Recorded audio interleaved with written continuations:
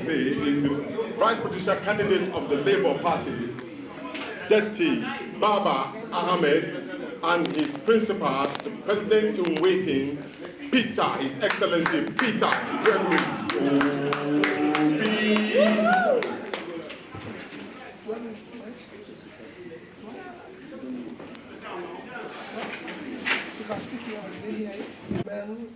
Of the media, welcome to this press conference. Kindly permit me to make some few remarks on the recent ruling of the Supreme Court, the highest court in Nigeria. About a fortnight ago, I was traveling abroad on a prior scheduled engagement when I received a notice of Supreme Court that they were delivering judgment on the 26th of October 2020 on our challenge of the ruling of the Presidential Election Petition Court. That judgment has since been delivered as scheduled. The leadership of Labour Party has already pronounced its position on the judgment. As someone who has previously benefited from the rulings of the Supreme Court on electoral matters, I have, after a period of deep and sober reflection, decided to personally and formally react to the recent judgments as most Nigerians have. Because we are confronted with very weighty issues of national interest, I will speak forthrightly. As a young student lad at CKC Onitsha, we were taught values and admonished to always choose harder right instead of easier wrong. Certain legal issues aside, the Supreme Court exhibited a disturbing aversion to public opinion, just as they abandoned its responsibility as court of law and policy. It is therefore with great dismay that I observe that the court's decision contradicts the overwhelming evidence of election rigging, false claim of technical glitch, substantial non-compliance to the rules set by INEC itself, as well as matters of perjury, identity theft, and forgery that has been brought to light in course of this election matter. These are hefty allegations that should not have been treated with levity. More apparent, the Supreme Court's judgment willfully condoned breaches of the Constitution relative to established qualifications and parameters for candidates in presidential elections.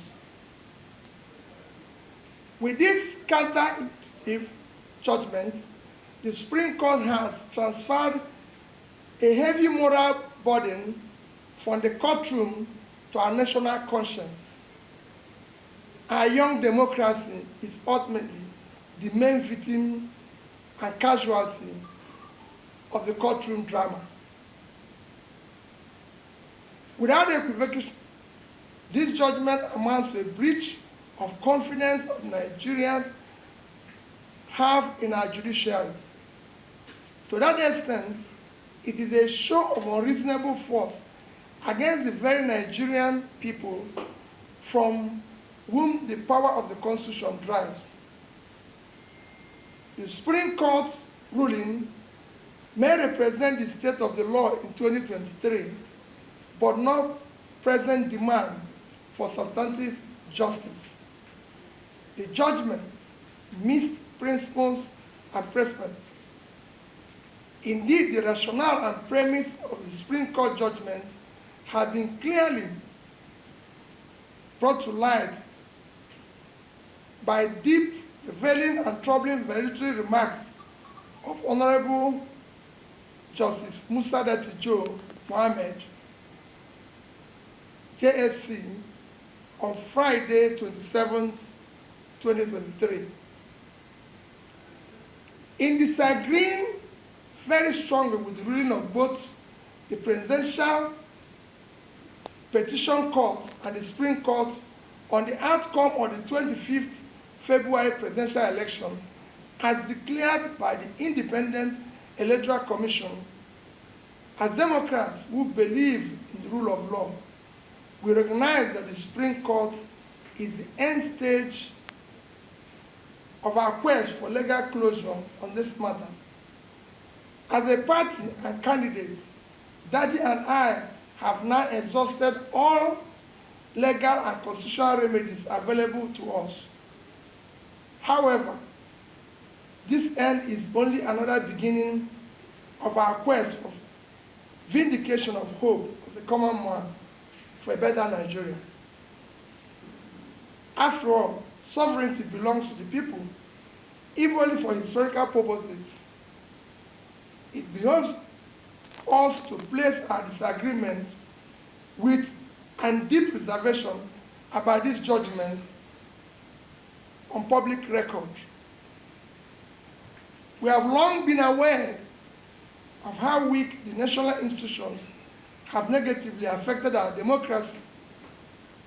This year, 2023, has been quite remarkable and revealing. INEC displayed incompetence in the conduct of its statutory duties. The judiciary has largely acted in defiance of the constitutional tenets, precedents, and established ground rules. Political expediency has preceded judicial responsibility. A mechanical application of technicalities has preceded pursuit of justice and fairness. Both INEC and Supreme Court, as referees, respectively, shifted the goalposts in the middle of the game. Where the value and import of INEC and recent Supreme Court ruling ends is where our commitment to a new Nigeria begins. Our mission has been more about anchoring a new Nigeria, and it remains unchanged. It is a nation where things will work, where the country will be led from its present waste and consumption orientation to a production-driven economy.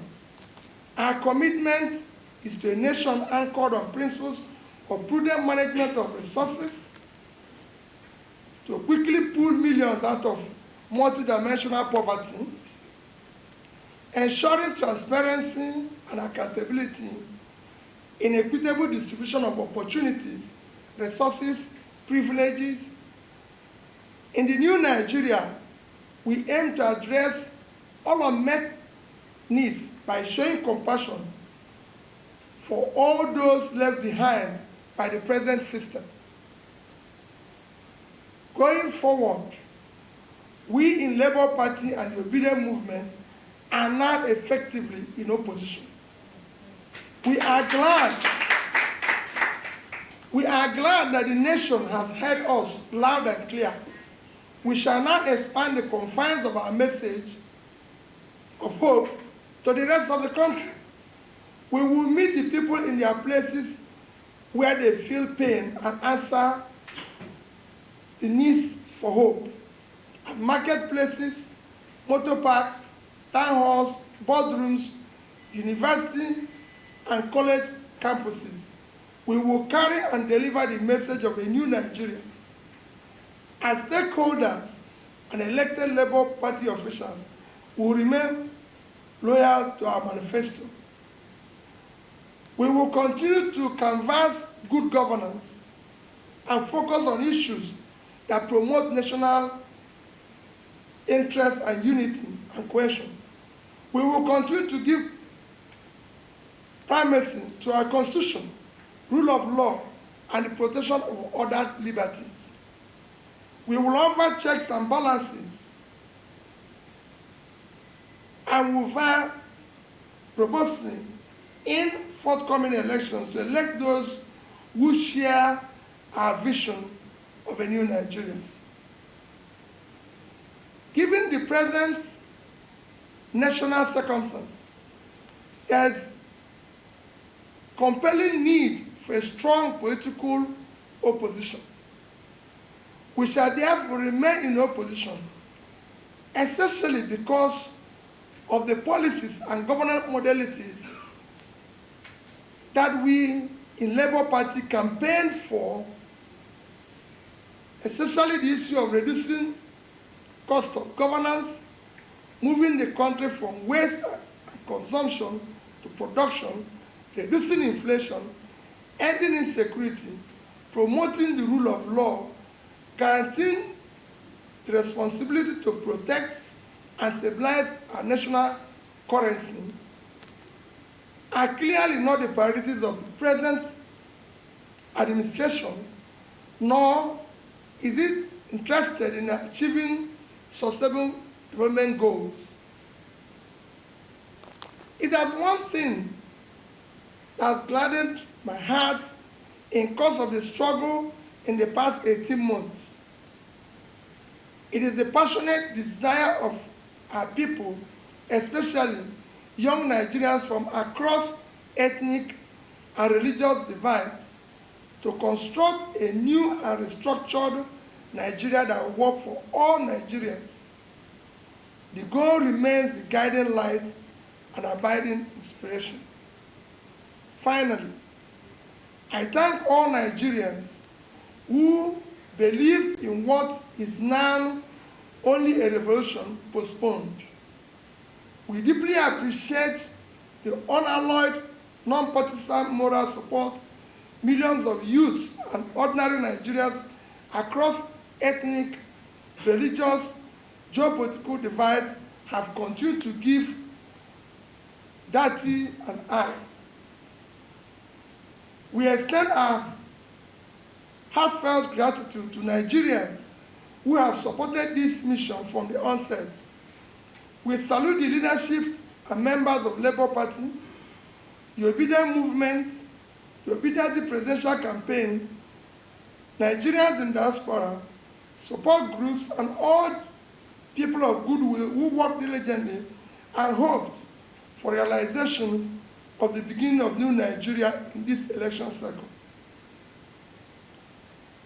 Nigerians who supported our cause have done so out of patriotism and their sincere conviction that our nation requires and deserves dedicated and visionary leadership who will lead Nigeria toward a brighter future. The energy and dedication of Nigerian youth and obedient movement have been simply amazing. I appreciate and salute them. I want to assure them that this is not the end of our journey, but in fact, the beginning.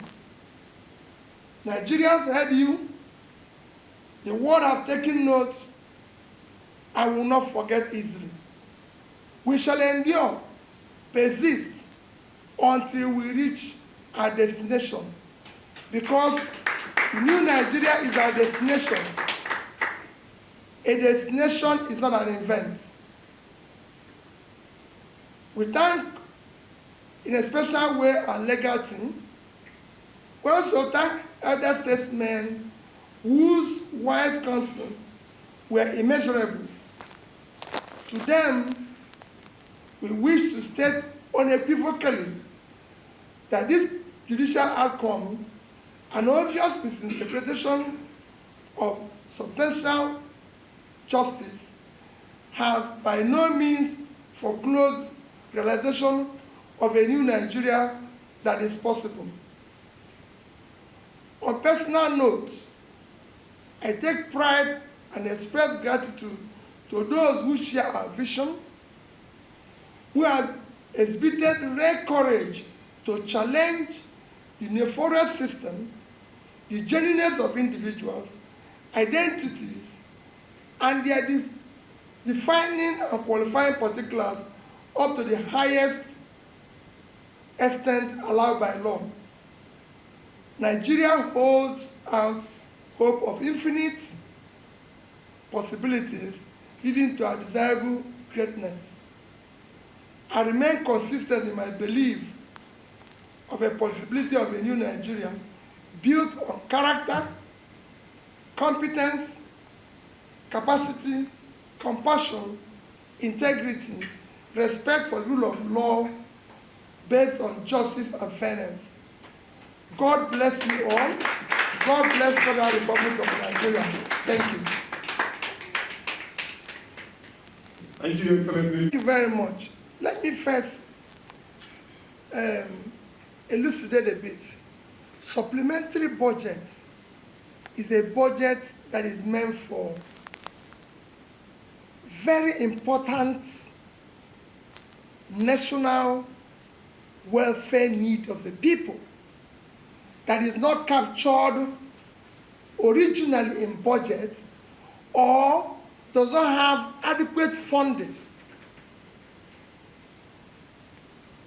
I'll give you an example. Nigeria today, we've read it in the past 1 week for United Nations World Food Organization that 26.5 million Nigerians will go hungry next year. This is an issue of national importance that we can go for supplementary budget.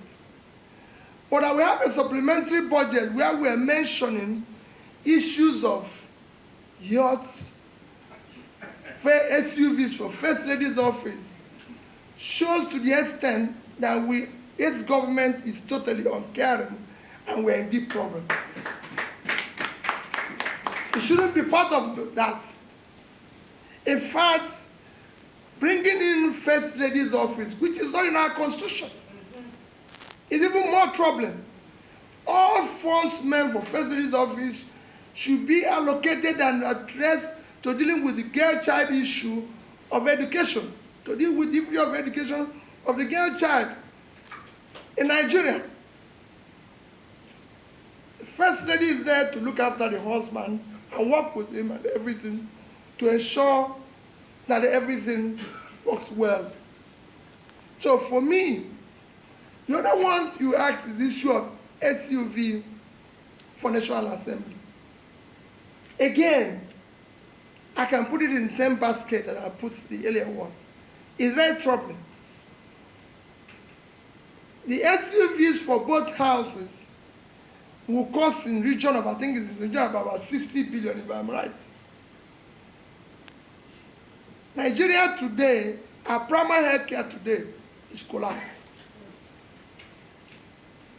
Which consequently, Nigeria now have higher infant mortality than India, a country that is 7 times our population. For you now to use funds that is higher than the fund allocated to primary health care to buy a car for 400 people, it shows height of insensitivity.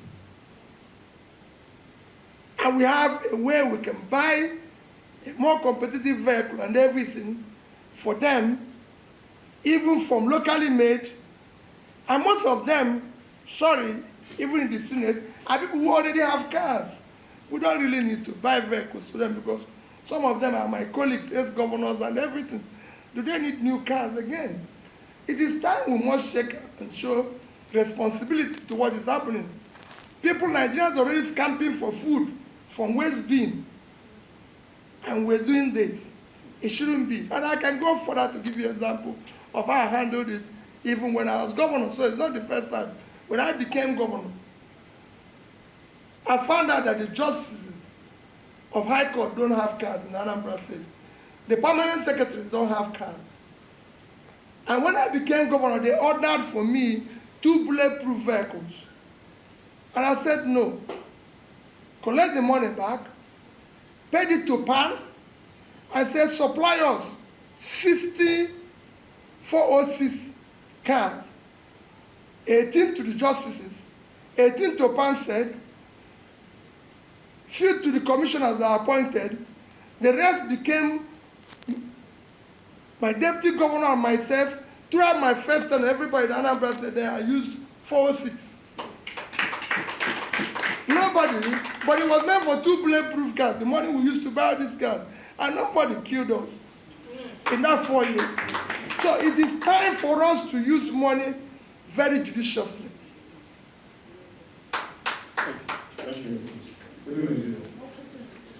Well, as you can see, everybody has done now that all institutions are broken down. Like it's been now shown, it is now for all of us to work hard together to ensure that we save the country. Those who are in office do the right things. Those who are in opposition should ensure that the right things are done. And we will do so on our own part aggressively.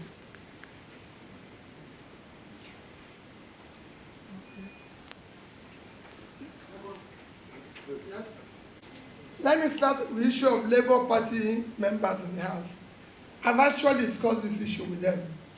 Surprisingly, I can tell you, I heard that these vehicles are official cars.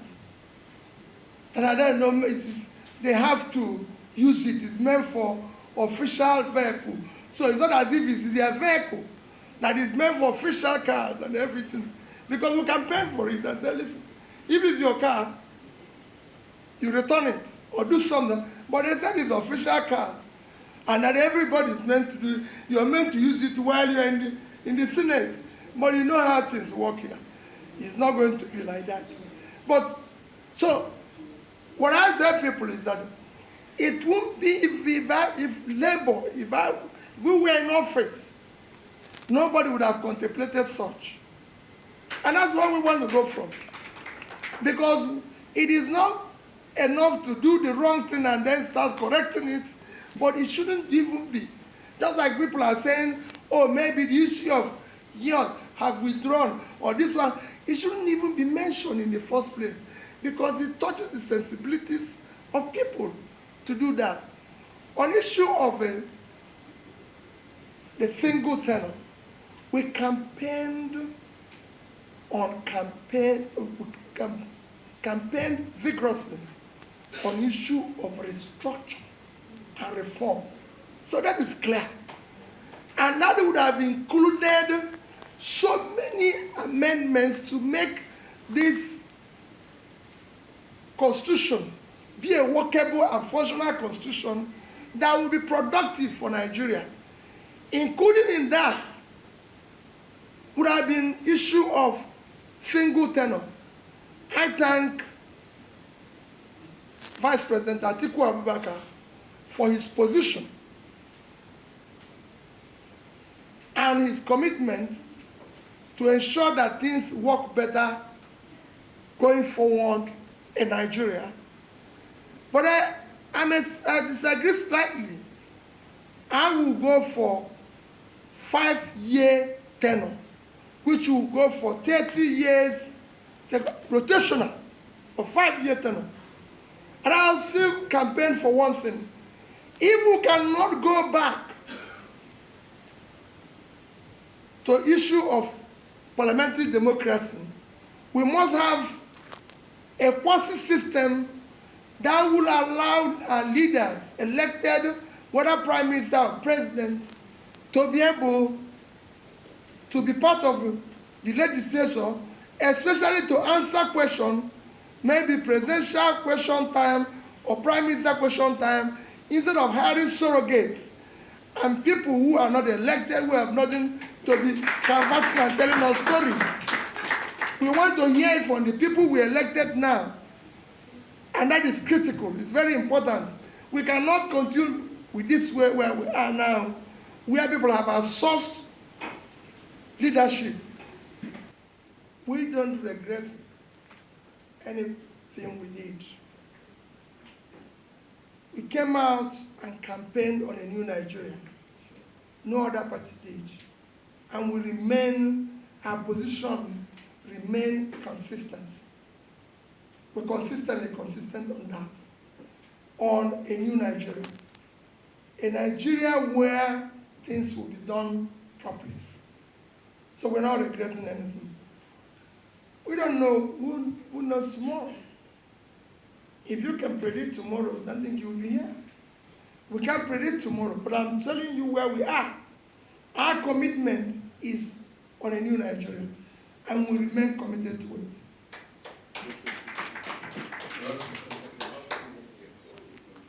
The legal needs to reclaim the mandate. Many of your supporters, young Nigerians, they are. Well, thank you very much. That's what we just said. For us, it's a destination. We're committed to where we're going, and nothing will stop that. That is our commitment. And the question before that, where is the man who asked the question before that? On issue of our party. The leadership of our party is not in question. Like it is in every system, especially these are the troubling things that is happening in Nigeria, where people are trying to bring in divisions in other people's houses.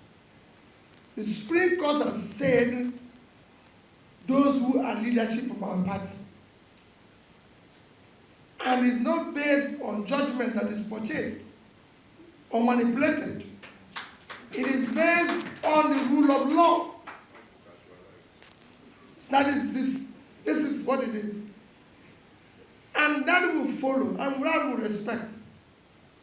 And I assure you that in coming months, we will make the party stronger. We will build it. Those young people he's mentioned that are virtually tired and we'll re-energize them. We'll make sure that they walk down the road. We'll make sure that we carry them along to our destination. We are committed to it. Labour Party, the obedient movement, everybody will come out of this stronger, better, more committed to a new Nigeria.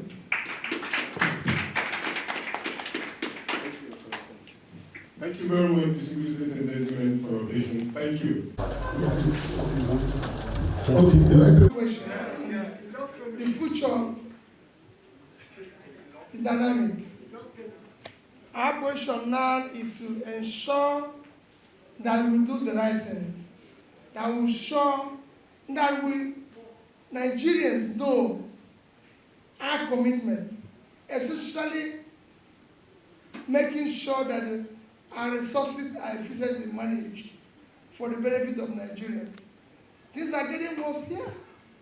People are suffering.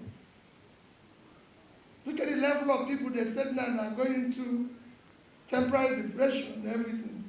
That's our commitment for now. We want to start talking about the issues that put people into poverty. We want to deal with the issue of hunger, issue of productivity and everything. As we go along, we'll know. Let me, again, as we end, most sincerely thank all of you who are here. I saw a lot of our wonderful and patriotic senators who are here all over the place. Labour senators, House President members, and everything, members of our family, especially the journalists that are here. Thank you. You are all part of this new movement to build a new Nigeria. Because about your children, about society your children will live in, we must build it. Thank you and God bless you. Thank you, Excellency. Thank you very much.